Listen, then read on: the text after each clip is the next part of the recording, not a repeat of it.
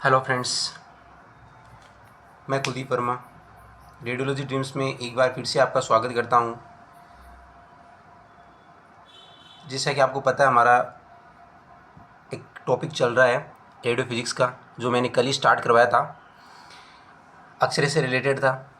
जिसमें मैंने आपको शुरू में थोड़ा सा इंट्रोडक्शन दिया था कि एक्सरेज क्या होती हैं। तो एक्सरे एक रेडिएशन होती है जो कि एक इनविजिबल रेडिएशन होती है, ठीक है। और भी बताया था कि रेडिएशन क्या होती है, रेडिएशन के बारे में आपको थोड़ा बहुत ऊपर ऊपर की बातें बताई थी। उसके बाद में मैंने आपको बताया था कि जो एक्सरे के बारे में पढ़े तो एक्सरे की डिस्कवरी कैसे हुई थी भाई।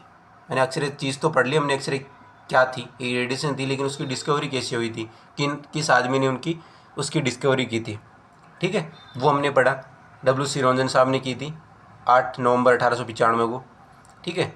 वो भी एक जर्मन फिजिशिस्ट थे, ये हमने देखी थी। उसके बाद में क्या था कि उसके बाद में आपको क्या है कि जो डिस्कवरी पढ़ी थी हमने, किसकी, एक्सरे की। किसकी डिस्कवरी पढ़ी थी हमने, एक्सरे की। तो आज हम क्या देखेंगे, प्रॉपर्टी देखेंगे। क्या देखेंगे, प्रॉपर्टी ऑफ एक्सरेज। एक्सरेज की हम क्या देखेंगे, प्रॉपर्टी देखेंगे। प्रॉपर्टी का मतलब क्या होता है, एक्सरेज के क्या क्या गुण हैं, है ना, या फिर उसकी क्या क्या विशेषताएं हैं। गुण तो भाई क्या ही कहेंगे, गुण तो एक ही है, एक्सरे करने का काम आता है, जिससे हमें डिजीज़ को डायग्नोस करने में हेल्प मिलती है, ठीक है। और तो इसके बहुत सारे हार्मफुल इफ़ेक्ट्स भी हैं। देखेंगे कि प्रॉपर्टी क्या क्या। आइए प्रॉपर्टी देखते हैं, एक्सरे की प्रॉपर्टी क्या क्या होती हैं। जो एक्सरे होती है वो पहली बात तो क्या है, एक एक्सरे क्या है, एक इलेक्ट्रोमैग्नेटिक रेडिएशन है। क्या है, इलेक्ट्रोमैग्नेटिक रेडिएशन है भाई,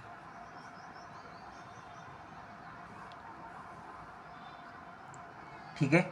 इलेक्ट्रोमैग्नेटिक रेडिएशन का मतलब क्या होता है, इलेक्ट्रिक फील्ड, मैग्नेटिक फील्ड, है ना, इनसे वो कोई इफेक्ट नहीं पड़ता इसके, पहली बात तो ये। और इलेक्ट्रोमैग्नेटिक रेडिएशन का मतलब ये है कि इसमें रेडिएशन है इलेक्ट्रोमैग्नेटिक, इसमें इसको शामिल किया गया इलेक्ट्रोमैग्नेटिक रेडिएशंस में एक्सरे को। तो इलेक्ट्रोमैग्नेटिक रेडिएशन है, और इसकी जो वेवलेंथ होती है, क्या होती है, वेवलेंथ होती है, वो क्या होती है, शॉर्टर वेवलेंथ होती है। क्या होती है, शॉर्टर। शॉर्टर का मतलब वेवलेंथ कम होती है। कितनी होती है, 0.0 नैनोमीटर से 10 नैनोमीटर तक क्या होती है, इसकी वेवलेंथ होती है। समझ रहे हो आप, 0.01 नैनोमीटर से 10 नैनोमीटर होती है। अब वेवलेंथ और फ्रीक्वेंसी आपको पता होनी चाहिए कि वेवलेंथ और फ्रीक्वेंसी क्या है। ये 12th के टॉपिक्स हैं, लेकिन थोड़ा बहुत आपको बता देता हूँ मैं क्या होती है। आपने इलेक्ट्रोमैग्नेटिक जो रेडिएशंस होती है उसका एक ग्राफ तो देखा होगा, क्या कुछ इस तरह का सा ग्राफ होता है, देखा होगा ऐसा ग्राफ, है ना। नीचे से भी होता है, इसी तरह का ग्राफ होता है ऐसे।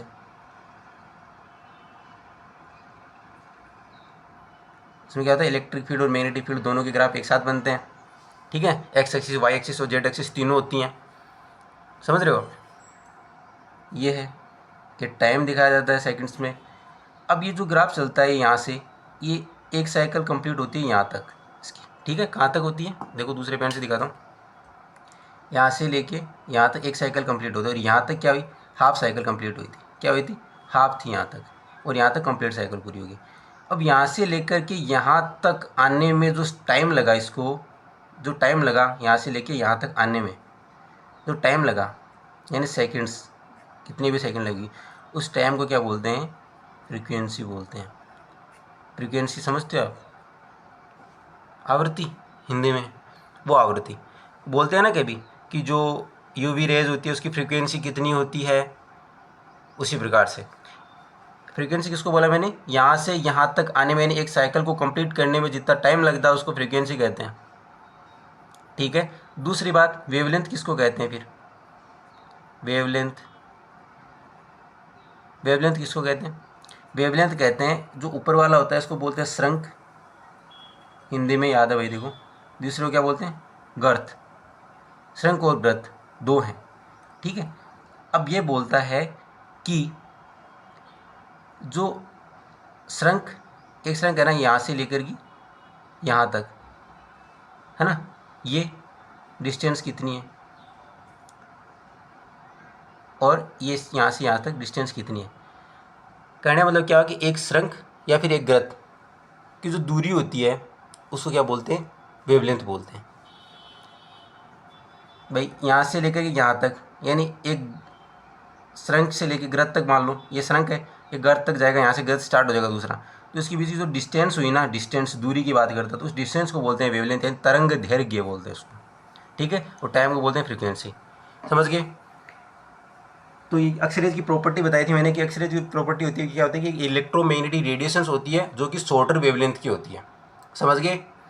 दूसरी प्रॉपर्टी क्या होती है इसकी, दूसरी प्रॉपर्टी क्या होती है कि यह है इसका जो प्रोपागेशन जो होता है, यानी प्रसार बोलते हैं इसको हिंदी में, यानी फैलाव जो होता है, फैल सकती है, उसके लिए इससे किसी भी मीडियम की आवश्यकता नहीं होती। For propagation do not required medium, यानी इसको प्रोपागेशन के लिए किसी भी मीडियम की आवश्यकता नहीं होती। समझ रहे हो आप। मीडियम का मतलब कोई भी माध्यम है, उसकी कोई ज़रूरत नहीं होती, ये कहीं भी फैल सकती है। ये इसकी दूसरी प्रॉपर्टी हो गई। तीसरी प्रॉपर्टी क्या हुई कि जो ये एक्सरे होती है ना, ये एक स्ट्रेट लाइन में ट्रेवल करती है। क्या करती है, स्ट्रेट लाइन में ट्रेवल करती है। ट्रेवल किस में करती है, स्ट्रेट लाइन में ट्रेवल करती है, ठीक है। और ट्रेवल तो स्ट्रेट लाइन में कर ली इसने, लेकिन जो इसकी वेलोसिटी होती है भाई, क्या होती है, वेलोसिटी का मतलब क्या जानते हो आप, वेग क्या होता है, डिस्प्लेसमेंट अपॉन टाइम।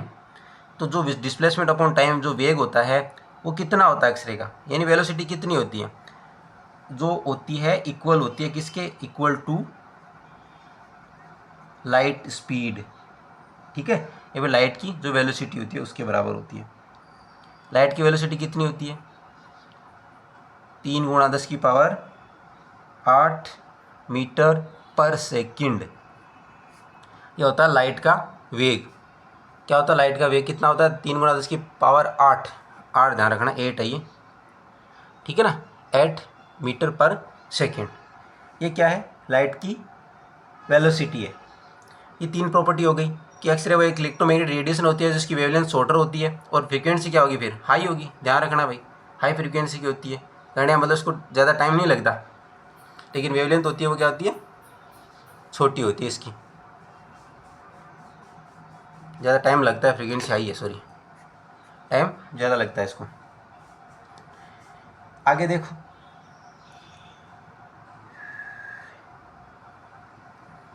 फिर क्या बोल रहा है कि जो एक्सरे होती है,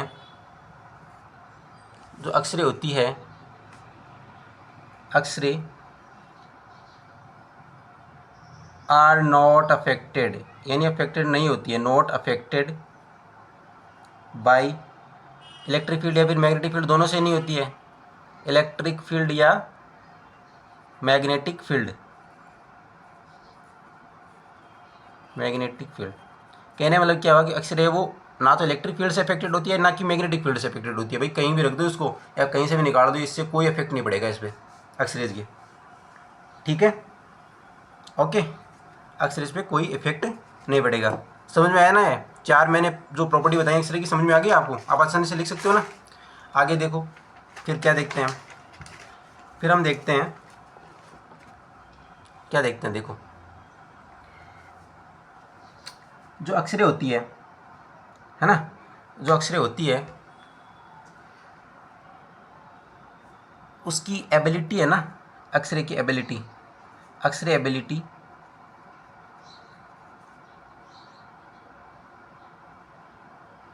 एक्सरे की एबिलिटी कितनी होती है, इतनी ज़्यादा होती है कि वह पेनिट्रेट कर सकती है। क्या कर सकती है, पेनिट्रेट कर सकती है सॉलिड से, लिक्विड से, ठीक है, एंड गैस से। भाई जो एक्सरे की एबिलिटी क्या है कि पेनिट्रेशन की इतनी ज़्यादा एबिलिटी होती है कि वो सॉलिड यानी कोई कठोर या लिक्विड या फिर गैस, इन तीनों से क्या कर सकती है, पेनिट्रेट कर सकती है। समझ रहे हो आप, क्या कर सकती है, पेनिट्रेट कर सकती है। दूसरी बात, ये जिस भी सब्सटेंसेस से गुजरती है ना, जिस सब्सटेंस से भी एक्सरेज गुजरती है, ये क्या सब्सटेंस है, सब्सटेंस से गुजरती है, वहाँ क्या कर देती है, हीट प्रोड्यूस कर देती है, हीट प्रोड्यूस करती है। अक्सर है वो जहाँ से भी गुजरती है, जहाँ से भी पेनिट्रेट होती है ना, जैसे भी निकलती है जिस सब्सटेंस से, वहाँ क्या कर देती है, हीट प्रोड्यूस कर देती है। समझ गए आप। 5, 6, 7 नंबर देखेंगे। क्या होता है 7 नंबर, कि अक्सरे जो होती है इसमें एक क्वालिटी और होती है, अक्सरे में एक क्वालिटी होती है। क्या क्वालिटी होती है भाई, एक क्वालिटी ये होती है कि ये एक फ्लोरोसेंस मटेरियल होता है। आपने देखा होगा एंट्रेंस में स्क्रीन, फ्लोरो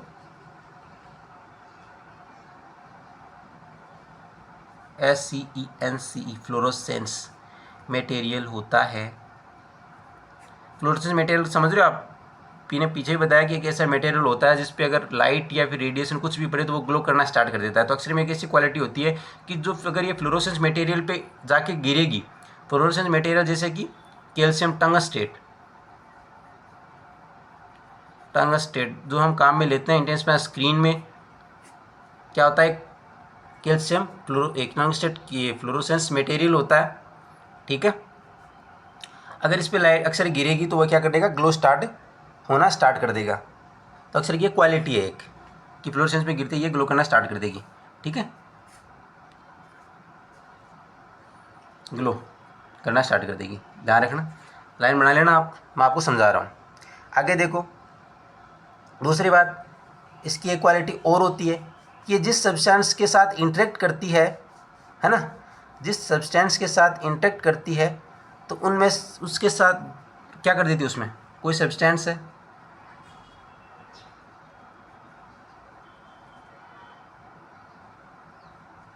क्या करती है, इंटरेक्ट,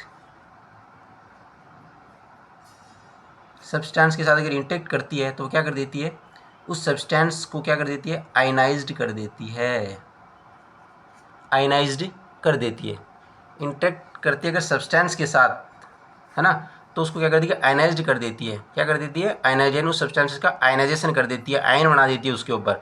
जैसे ये सब्सटेंस है कोई, इस पे को रेडिएशन आगे टकराई तो इस सब्सटेंस से एक इलेक्ट्रॉन निकाल देगी, तो इस इलेक्ट्रॉन पे नेगेटिव चार्ज और इस पर कमी हो जाएगी, इस पर क्या आ जाएगा, पॉजिटिव चार्ज आ जाएगा, तो ये आयन बन गए ना, इसको बोलते हैं आयनाइज्ड। इसलिए जो अक्सरेज होती है, अक्सरे होती है, उसको आयनाइजिंग रेडिएशन के नाम से भी जाना जाता है। क्या नाम से, आयनाइजिंग रेडिएशन के नाम से जाना जाता है, आयनाइजिंग रेडिएशन के नाम से जाना जाता है। किसको, अक्सरे को जाना जाता है भाई।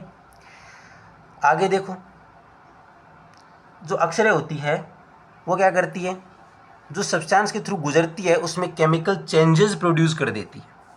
सब्सटेंस की बात चल रही है तो सब्सटेंस में क्या कर देती है, जिससे गुजरती है, पास होती है जिसके थ्रू, है ना,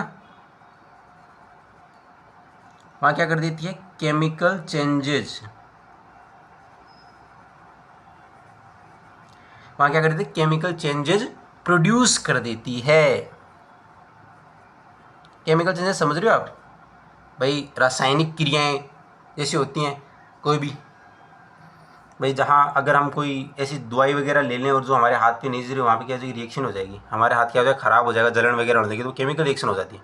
उस वजह से क्या होता है, अक्सर क्या होती है, अगर जिस सब्सटेंस से गुजरती है वहाँ कहते हैं केमिकल चेंजेस कर देती है, जैसे एक्सरे हमारे लिए भी ज़्यादा हार्मफुल होती है, ठीक है। आगे देखो भाई, एक्सरे क्या करती है, जो लिविंग ऑर्गेनिज्म है, लिविंग ऑर्गेनिज्म मतलब जो जीवित अंग हैं, ये तो 9 नंबर हो गया, यहीं पे 10 नंबर देखो।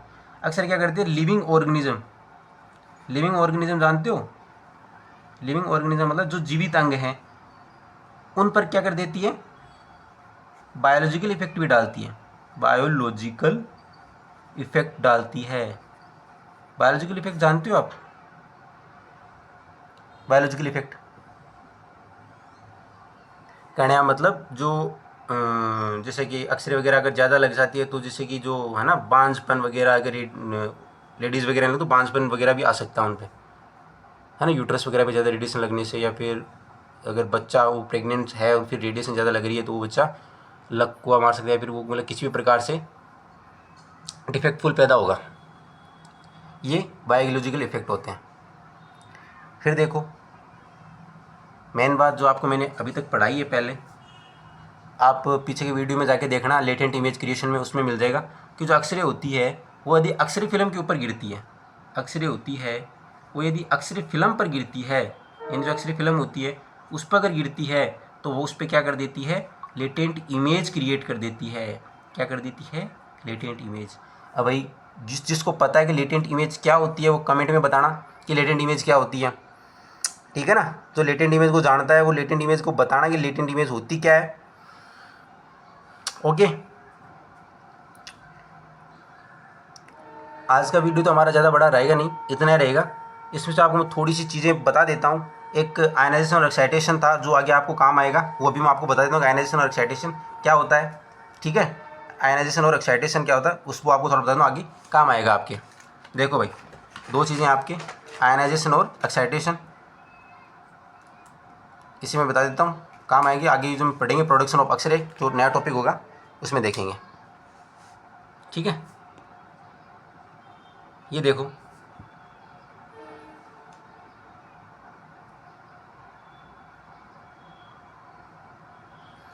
एक होता है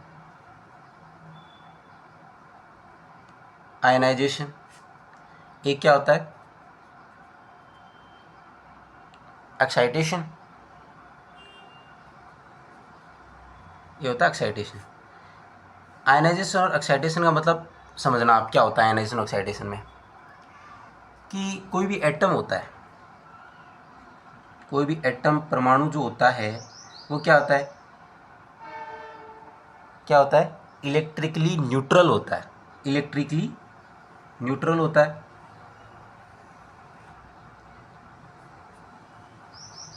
इसमें भी एटम बना देते हैं भाई, ये इसकी सेल्स हैं, समझ रहे हो आप। तो जो कोई भी एटम होता है वो इलेक्ट्रिकली क्या होता है, न्यूट्रल होता है।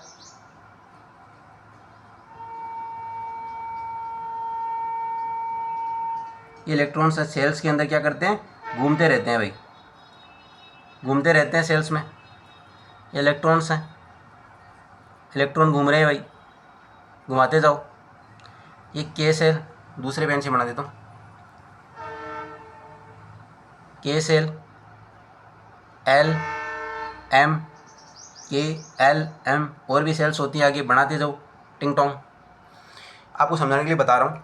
क्या होता है कि जो अक्सरे आती है, अक्सरे होती है, एनर्जी मान लो, हाई एनर्जी जो भी रेडिएशन मान लो, कोई भी अक्सरे मान लो, कुछ भी मान लो, हाई एनर्जी रेडिएशन ही अक्सरे, तो अक्सरे मान लेते हैं, कोई भी अक्सरे है। या फिर इंसिडेंट फोटोन मान लो, कोई भी हाई एनर्जेटिक, वो क्या करता है कि इस एटम पे आके गिरता है, आके गिरा भाई,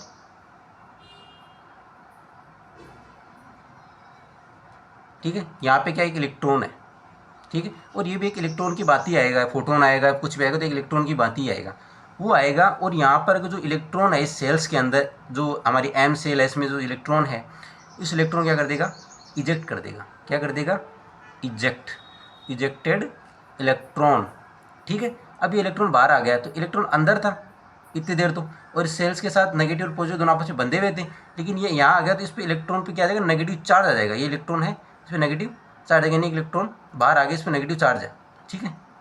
इलेक्ट्रॉन पे क्या है, नेगेटिव चार्ज है, समझ रहे हो आप। इलेक्ट्रॉन पे क्या है, नेगेटिव चार्ज है। कोई दिक्कत है किसी प्रकार की, कोई दिक्कत नहीं। अब इलेक्ट्रॉन पे नेगेटिव चार्ज आएगा, लेकिन यहाँ से इलेक्ट्रॉन की क्या हो गई है कि कमी हो गई, यहाँ पे इलेक्ट्रॉन नहीं है ना, यहाँ पे इलेक्ट्रॉन कमी हो जाएगी, इस वजह से क्या आएगा, यहाँ पे पॉजिटिव साइन आएगा, और यहाँ पे क्या है, नेगेटिव साइन। इलेक्ट्रॉन में नेगेटिव है ना, ये क्या है, नेगेटिव साइन है, तो नेगेटिव और ये पॉजिटिव, दोनों क्या बन गए, आयन बन गए। ठीक है, तो इसमें क्या बताया कि एक एटम होता है वो इलेक्ट्रिकली एक न्यूट्रल होता है, और इसमें यदि एक एटम में ऑर्बिट में एक से अधिक इलेक्ट्रॉन है ना, इलेक्ट्रॉन अगर एक से अधिक ऑर्बिट से यदि इलेक्ट्रॉन रिमूव कर दे, ठीक है, तो जो एटम होता है उसमें पॉजिटिव चार्ज आएगा, और जो इलेक्ट्रॉन बाहर निकला उन पे क्या आएगा, नेगेटिव चार्ज आएगा। इस वजह से जो एटम है वो क्या हो गया, आयनाइज्ड हो गया। तो ये प्रोसेस क्या हुई, आयनाइजेशन हो गई। समझ गया आयनाइजेशन क्या होता है। अब एक्साइटेशन क्या होता है, वही एनर्जी आएगी, आई भाई एल में टकरा दो, एम में, जहीं भी टकराएगा, फोटोन है, एनर्जी है, जो भी है, इलेक्ट्रॉन है, यहाँ पे इलेक्ट्रॉन को बाहर निकाल दिया, नहीं निकलेगा, है ना। एक्साइटेशन में क्या होता है कि इलेक्ट्रॉन बाहर नहीं निकलता, इलेक्ट्रॉन बाहर निकलेगा नहीं और इलेक्ट्रॉन के साथ आके इंटरेक्ट करेगा। ठीक है, इंटरेक्ट करने से इसमें इतनी ज़्यादा एनर्जी है कि वो बाहर तो निकलेगा नहीं, और जो इलेक्ट्रॉन आगे टकराया ना वह खुद ही बाहर निकल जाएगा, जो टकराया था वह एनर्जी बाहर निकल जाएगी। यहाँ पे इलेक्ट्रॉन नहीं निकला, इस इलेक्ट्रॉन की एनर्जी तो आई क्योंकि बाहर से आगे टकराया, इस पर एनर्जी ज़्यादा थी, इस वजह से इस इलेक्ट्रॉन के पास एनर्जी आ गई। जो ऑर्बिट के अंदर इलेक्ट्रॉन के पास क्या आ गई, एनर्जी आ गई एक्स्ट्रा। इस वजह से इलेक्ट्रॉन क्या करेगा, अपनी जगह छोड़ के कहाँ जाएगा, एक्साइटेड स्टेट में चला जाएगा। कहाँ जाएगा, एक्साइटेड स्टेट में। देखो इलेक्ट्रॉन कहाँ गया, यहाँ आ गया एक्साइटेड स्टेट में, इलेक्ट्रॉन आ गया यहाँ। ठीक है, अब कोई चीज़ होती है वो अपने घर से ज़्यादा दूर तो रह नहीं सकती, ठीक है, इसलिए वो वापस भी आएगी, है ना, इस वजह से आपको वापस भी लाना पड़ेगा। ये चीज़ छोड़ो, तो इलेक्ट्रॉन आया, इस इलेक्ट्रॉन के साथ टकराया, लेकिन इसके पास इतनी ज़्यादा एनर्जी थी कि वो बाहर नहीं गया, लेकिन इस इलेक्ट्रॉन को क्या कर दिया, डिस्प्लेस्ड कर दिया यहाँ से, इसको वाइब्रेट करने मौजूद कर दिया, इस वजह से इसके पास एनर्जी आ गई और ये एक्साइटेड स्टेट में चला गया। इस प्रोसेस को क्या बोला, एक्साइटेशन, यानी वह उत्तेजित अवस्था में आ जाता है इलेक्ट्रॉन। ओके, ये प्रोसेस थी एक्साइटेशन और आयनाइजेशन की। ठीक है, आपको मैंने समझाई है, 5 मिनट एक्स्ट्रा लिए हैं, उसके लिए मैं माफ़ी चाहता हूँ, लेकिन आपको समझ में आ जाएगा, ये आगे आपको काम आएगा आयनाइजेशन और एक्साइटेशन, क्योंकि हम प्रोडक्शन ऑफ एक्स रे आगे पढ़ेंगे, उसमें बहुत ज़्यादा इंपॉर्टेंट रहेगा आपके लिए। इसी के साथ ही मैं आज का लेक्चर समाप्त करता हूँ। धन्यवाद। अगर वीडियो अच्छा लगे तो वीडियो को लाइक करें, चैनल को सब्सक्राइब करें और ज़्यादा से ज़्यादा शेयर करें। Thank you guys.